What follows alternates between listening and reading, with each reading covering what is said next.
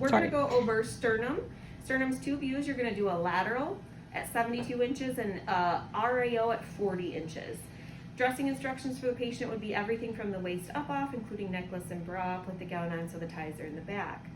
With the sternum, you're going to ask your patient if they had any injury. It's very common to do sternum x-rays after a car accident because the seatbelt lays right across the sternum. If there was an injury, what happened, where their pain is at, how long it's been going on for, anything like that. So I'm going to start with my lateral because it's easier to find the positioning on the lateral view.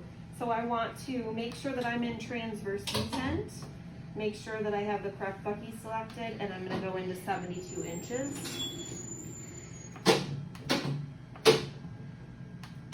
I'm going to use a 10 by 12 lengthwise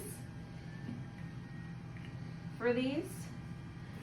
And I'm going to have my patient stand with their left shoulder up against this board.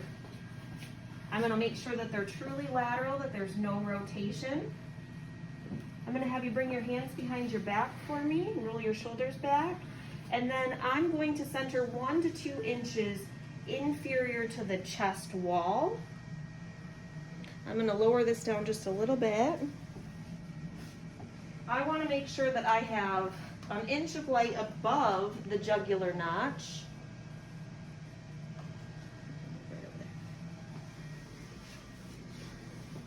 I'm going to come back just a little bit. And then this board's going to lower down beside you. I want to make sure that my marker is in the light but not in the anatomy.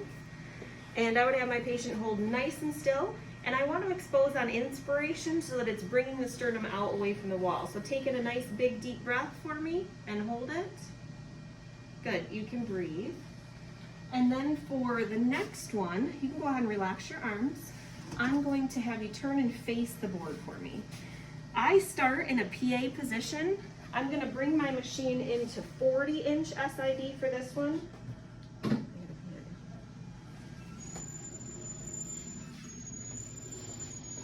So I'm going to stay at a 40-inch SID.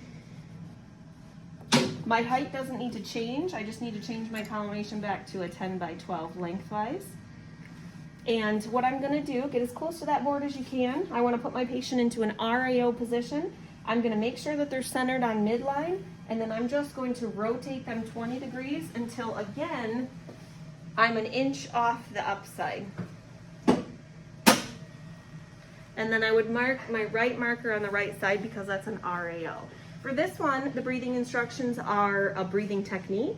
So I would have my patient hold nice and still and just take short, shallow breaths, and I would increase my exposure time to 3 seconds. And that's it.